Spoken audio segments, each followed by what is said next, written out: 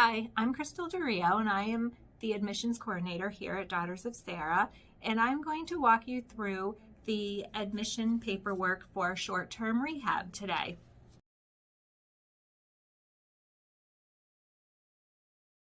The first packet that you'll get is called What to Expect as a New Admission, and we ask that you read this packet first. It has a lot of valuable information, important phone numbers, how to make a window visit, and also how to make your Zoom or FaceTime call visit. So just read that first. Does not have to be returned. The next one is our resident information guide. Again, a lot of information. We just ask that you read it. Does not have to be returned. The next one is notice of privacy practices. Again, this is just something for your information that is required to be given to you, just to read, and does not have to be returned. And the last one is just our ombudsman paperwork.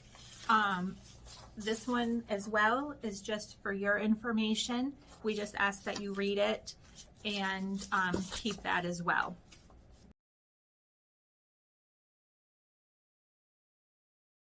Next one that you'll have is personal information verification. It looks like this, and we just ask that you complete this with anybody's emergency phone numbers, email address, current address, just so we can have it to update our system, and if there is an emergency, we know who to call in what order. And we do ask that you sign that one in return.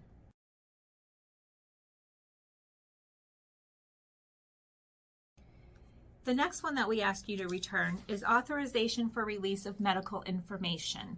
Basically, this is your HIPAA form. It's what you sign when you go to the doctor's office. It gives us permission to speak to the doctors and also to send them information.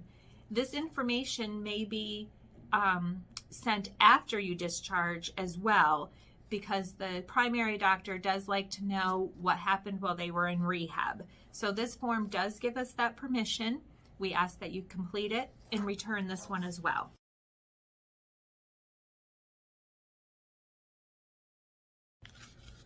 The next one is called Important Facts. It is a 2-page form, and down the side you'll see it says initials.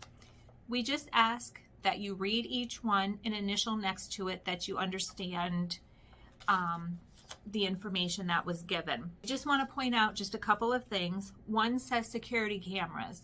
We do not have security cameras in the residence room. They are in the hallways so that we can monitor who's been in and out of the room for safety, but we do not record anything in a residence room. Also, it says involvement of feeding assistants, enrichment aides, and students. This is not happening right now due to the virus. We are not allowed to have this extra staff in our building. So just for your information, that is not happening at this point.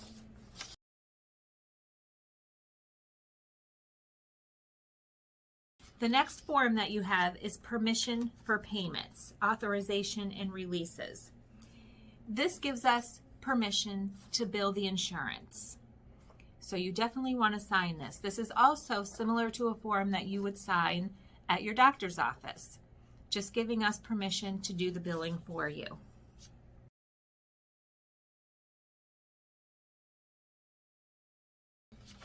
The next form is financial information.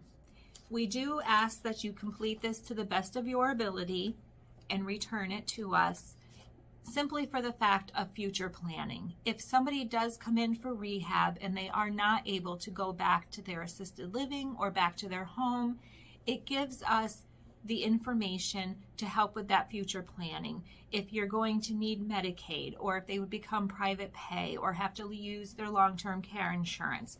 So this is strictly confidential, kept in their file, and just used for future planning purposes if needed.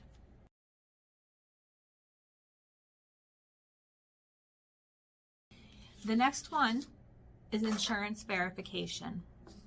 This will explain how their insurance policy will work. It'll explain what is covered, and it will explain the copay. So for example, if they have Medicare, the first 20 days is covered in full. It will state that, and then it will state what the copay is starting on day 21, and if your insurance covers any of that if you have a secondary.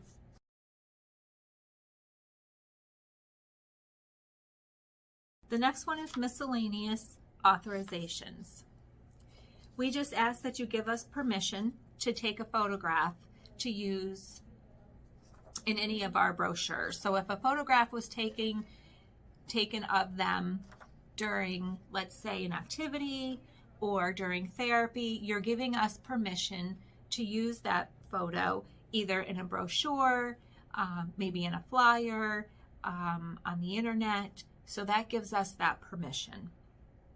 It also gives us any religious information. If you would like a church notified that you are here with us, we can do that.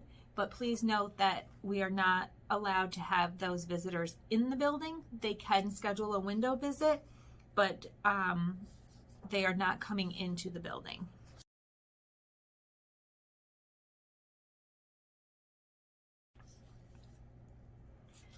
Our next form is our short-term stay agreement. Now this one is a little bit longer and it does have a lot of information in it, but basically it's just saying that you understand that the resident is here for short-term rehab.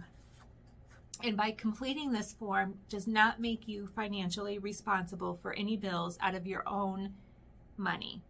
We do just ask that you please make sure that the bills are paid out of the resident's funds. It also explains that you do understand that they're here for short-term rehab and will be responsible for any co-pays that the insurance does not cover. Also inside, it explains about a bed hold. And what that means is if your loved one is transferred out to the hospital, you will get a call if you want to hold the bed at the private pay rate. If you choose not to, they do have to be discharged from us. And when they're ready to leave the hospital, you can ask if they could return to us upon bed availability. Also in section 8, you can notice that it explains about what would be covered under your insurance during your stay here. So there is an explanation of that there as well. We do ask that you read it and sign it and return that one.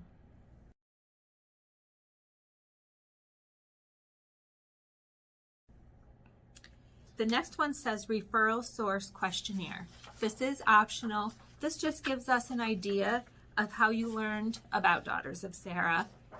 So if you want to take a minute and do that one, we do appreciate that.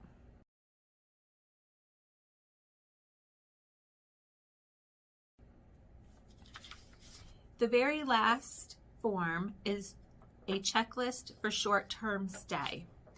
This says that you did get all of those informational items that we spoke about at the beginning of this video, and that you have completed all of the forms that required a signature. And you can also request if you'd like copies on here. If you can just sign and date this, that would be very helpful. Return it to us and we can make you copies if you have requested those.